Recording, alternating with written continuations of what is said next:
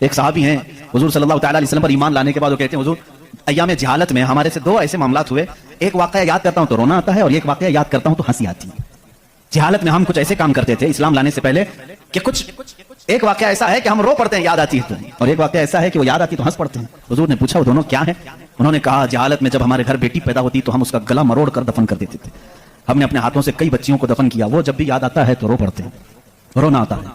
ہنسی کس بات پر آتی ہے؟ وہ کہتے ہیں ہم جب سفر پر نکلتے تھے تو ہمارے جو خدا ہوتے تھے ان کو آٹے کا بنا لیتے تھے، ہم ویسے تو مٹی کا بناتے ہیں اور پھر پانی میں ڈبوتے ہیں، ان کی ضروریات آج بھی موجود ہے۔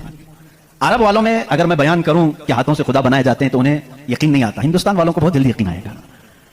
تو وہ صحابی کہتے ہیں ہم آٹے کے بناتے تھے، ان کے جو خدا ہوتے تھے وہ آٹے کے بناتے تھے، کیونکہ مٹی کا پتھر کا اٹھا کر لے کر جانے میں بوجھل ہوتا تھا، وزن ہوتا تھا، اتنے بڑے خدا کو کہاں لے کر کے گھومتے رہے۔ وہ صحابی کہتے ہیں ہم آٹے کا بنا کر لے جاتے۔ پھر ہنسی کس بات پر آتی ہے؟ کہتے ہیں اگر سفر میں زیادہ بھوک لگتی کبھی اس کا ہاتھ توڑ کے کھا لیتے تھے، کبھی اس کا پیٹ کاٹ کے کھا لیتے تھے، کیونکہ آٹے ہی کا تھا۔ آج بھی لوگ کرتے ہیں، شکر کا بناتے ہیں۔ بہرحال تو وہ صحابی کہتے ہیں مجھے ایام جہالت کی یہ باتیں یاد آتی ہیں تو میں ہنس پڑتا ہوں۔ خیر میں اور تفصیل میں نہیں جاؤں گا۔ عزیزان گرامی، غور و فکر کرنے کی جس کے اندر عادت ہوگی وہ انت وشواس، صرف پھیلے ہوئے بے یقینی پر ایمان نہیں لائے گا۔ آج بھی بہت سارے ایسے نیوٹرل قسم کے لوگ ہیں جو مسلمان نہیں ہیں، میں جانتا ہوں ان کو، وہ خود آئیڈل ورشپرز نہیں ہیں، وہ خود اس بات کا انکار کرتے ہیں کہ اپنے ہاتھوں سے بنائی ہوئی چیز کی عبادت کیسے کی جائے۔ ہم اس پاور کو مانتے ہیں جو ہماری آنکھوں میں نہیں آتا مگر ہم سب کو دیکھ رہا ہے۔ ایسے لوگ بھی ہیں۔